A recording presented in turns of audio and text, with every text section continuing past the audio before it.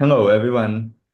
Our group going to present about our data science project PaperMind, which processes research paper for analysis and AI.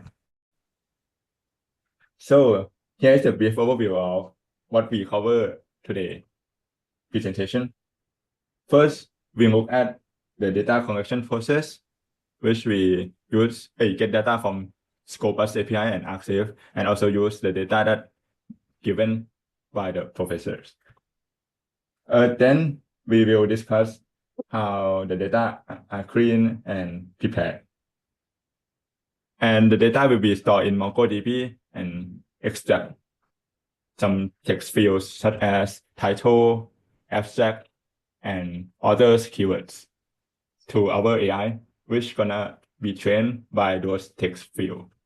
And also the data will be used for many visualizations figures. So our AI we will have two AIs, subject area prediction and research paper recommendation.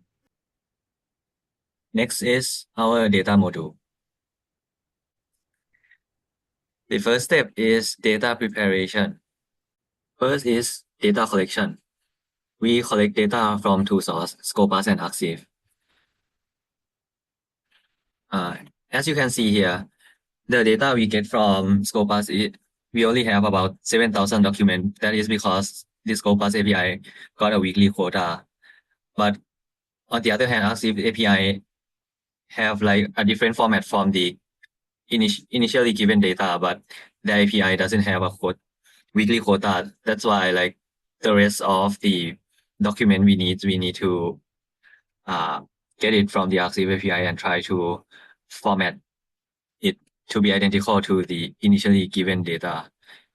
After the data collection process, we end up with almost 40,000 documents. Then all the data collected will be stored in MongoDB and then converted into CSV document. Next, we will move into data cleaning and preparation, which is a crucial step to ensure that our data that going to be used by the model have high quality and can be usable. So first, we need to fill missing values like title, abstract, and auth keywords. The first step in our data cleaning process is filling missing values. We need to ensure that important fields like the title, abstract are complete, and if some of the title and abstract or auth keyword can be null, we need to change it to blank string. Okay, and the second data cleaning is renaming our columns. Sometimes data from different sources can have different structures, and so we need to rename the column to make it compatible with each other and can be used by the AI. And the third is splitting data into training, evaluation, and test data sets, which can be used for evaluating our AI model. As you can see, we will have the accuracy for the test data set, which is very important. And also the evaluation data set is very beneficial for checking if the model is overfit or not. Okay, next. Let's move on to data transformation, which is crucial for preparing our text data for our AI models. So the first step is to remove stop words. Stop words are common words like SMR, and watchword, which doesn't carry any meaning. We need to use only the keywords. And we can do this by the SPECI library, which is a tool for NLP text processing. Then we can remove this word and reduce the noise in our data. Second, we combine title, abstract, and auth keyword together into one string, which can help our AI understand the information better. Finally, we will tokenize the text using our pre-trained model tokenizer, distilled word tokenizer. Tokenization is a process of converting text into tokens that can be processed by our AI. So distilled word is an tokenizer that we use to do this step. Okay, next. So let's move into AI training. So we have two AI, predicting subject area from text and recommending research paper from text. So first one is subject area prediction. So our goal is to make a model that accepts some text inputs and predict the subject area of that text. Like if we've got something like brain damage, it can be predicted into medical field. This can be used in many fields like categorizing research paper, news, and articles. Okay, next. So for our pre-trained model, we use Dilbert for sequence classification because it doesn't so big like the full BERT model, and we use this as a pre-trained model for our AI, and then we train this model to fit our data. Next.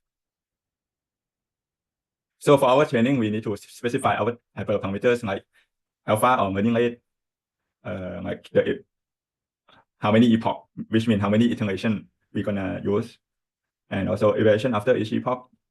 And we need to test our model that is usable and very accurate. So this is the result from our test. So as you can see on the left figure is the confusion metric heat map for our model. As you can see, the y-axis is the true label, which is the true label of the test data, and the x-axis is the axis for our predicted data. As you can see, our data is quite accurate and it's look like a diagonal line. And this is the accuracy of our model, 72%, and our test data is 3,919 data. Okay, next. So what is the use case for our model? For example, we can automatically categorize research paper by subject area, which can help researchers finding papers. And also we can see that some universities have an archive of their research paper, and some of them are not categorized by subject area. And this model can automatically categorize the paper by subject area. So our second AI is recommendation AI. So first we do some data cleaning and transformation. We combining text field like title. It's quite similar to the last AI. We combine title, abstract, and auth keywords. And we use the TF-IDF recognition to convert text into numeric format as a matrix. So let's see how the model works.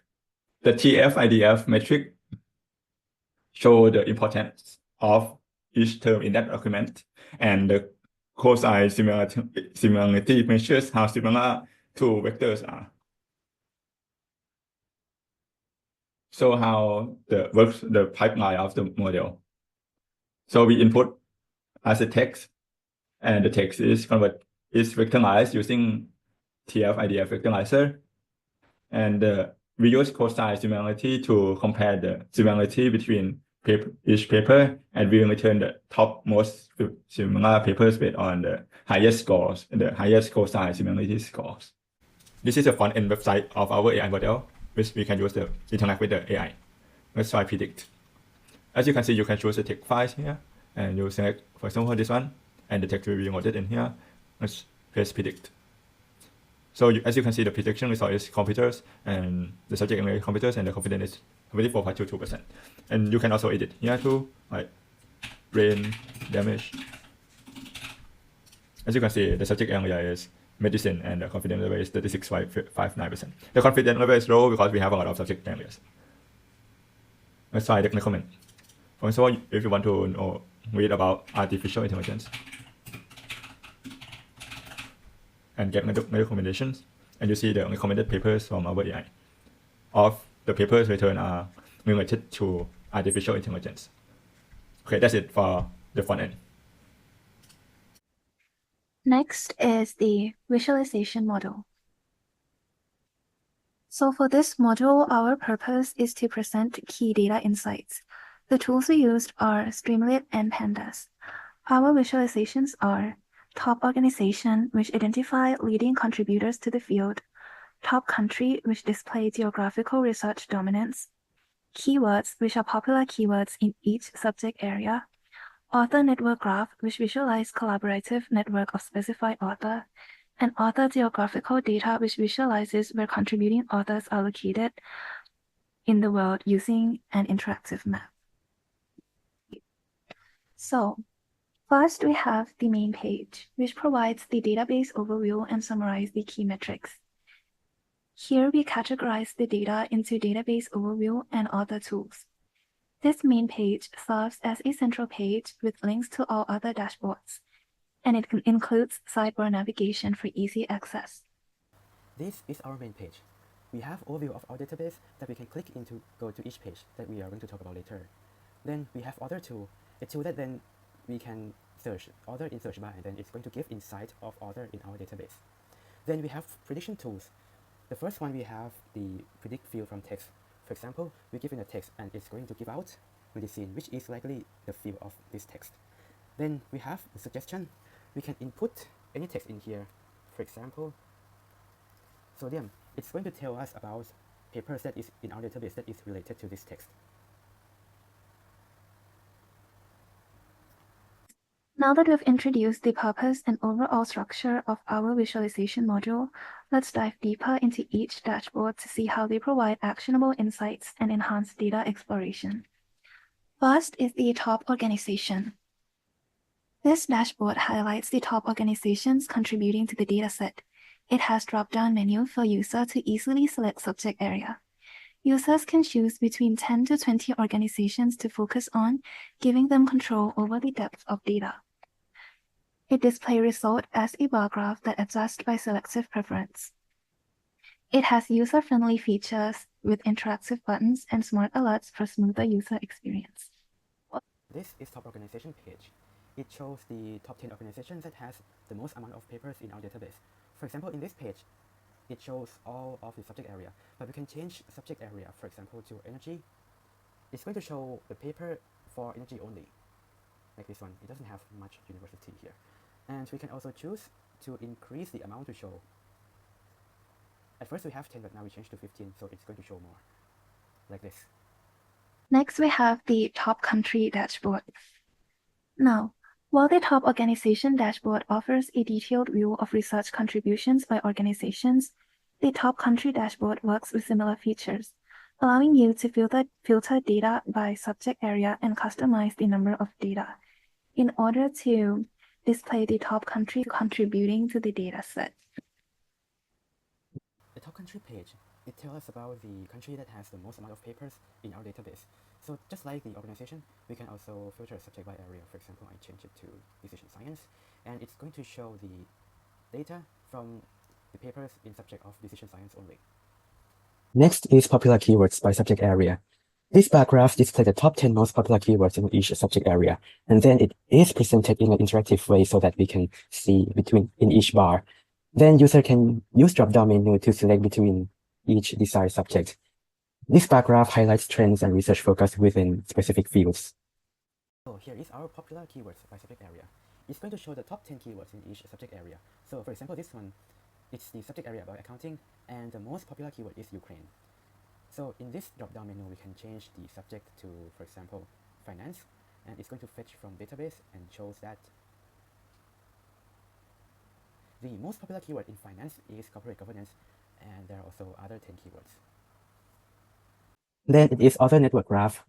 This one have the search bar to enter the author, and then it will search author in database, and then it's going to present the affiliation between author and co-author, and then it's going to be presented in form of network graph. This page shows a tool for author. So in this one we have network graph, and here in the sidebar we have the bar for searching author, and the author has to be in our database only. For example, I search this person. It's going to show that this person has collaborated with this person around them. So it means each age represents the collaboration between each people. Next is author geographical data. This one also have the search bar to enter author in, and then it will search author in the database, and then it's going to present where the author is located on the interactive map. User can point cursor to each point that author is located and then see where they are actually located to be more precisely. Our last tool, geographical data. In the box here, just like before, we input the author name, and it's going to plot the organization that this person has affiliation with on the map. Also down here we also have the coordinate if you want to be more specific.